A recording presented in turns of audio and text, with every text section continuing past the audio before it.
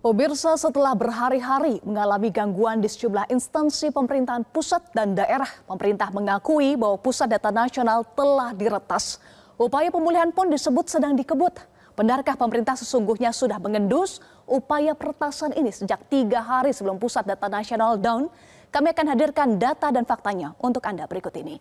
Pemirsa, Kamis 20 Juni, layanan imigrasi di Bandara Soekarno-Hatta lumpuh. Ini mengakibatkan antrian panjang pemeriksaan dan keluhan dari warganet di media sosial.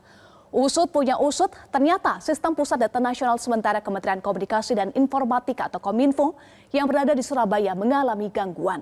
Berdasarkan catatan Badan Siber dan Sandi Negara mengungkap bahwa serangan mulai terjadi pada Kamis dini hari atau pukul 00:54 waktu Indonesia Barat.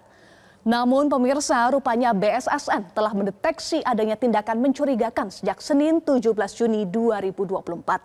Tepatnya pukul 23:15 waktu Indonesia Barat. Menurut BSSN ada upaya penonaktifan fitur keamanan Windows Defender yang membuat sistem keamanan Pusat Data Nasional Sementara atau PDSN menjadi rentan.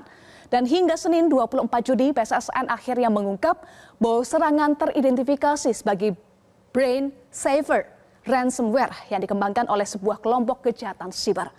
Ransomware yang merupakan perangkat lunak berbahaya ini diciptakan untuk memblokir akses ke sistem komputer. Nah pemirsa, ransomware Brain Saver ini menghapus sistem file penting dan menonaktifkan layanan yang sedang berjalan. Kita ke informasi berikutnya, bagaimana dengan dampak serangan ransomware. Nah, serangan ransomware di PDSN Surabaya ini ternyata tidak main-main dampaknya. Ada 210 instansi, baik di pusat dan daerah yang mengalami peretasan. Sebagai contoh pemirsa, dan kemudian juga menjadi viral, tentu yang terjadi di Kemenkumham. Layanan imigrasi di sejumlah titik pemeriksaan imigrasi seperti Soekarno-Hatta, I Gusti Ngurah Rai, Juanda hingga Pelabuhan Batam Center terganggu. Antrian tentunya mengular karena proses pengecekan keimigrasian berlangsung lama. Selain layanan imigrasi, gangguan PDSN ini juga berakibat pada layanan pendaftaran peserta didik baru atau PPDB online Kemendikbud. Di Depok, Jawa Barat, pemirsa, orang tua kesulitan untuk melakukan pendaftaran online hingga data anak yang tertukar dengan data anak lainnya.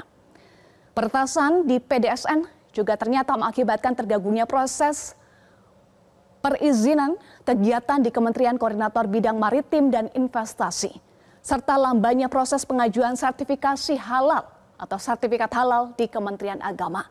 Dan yang mengejutkan, Kepala Badan Siber dan Sandi Negara Hinsa Siburian mengakui ada kebocoran data lama milik Indonesia Automatic Fingerprint Identification System atau INAVIS Polri.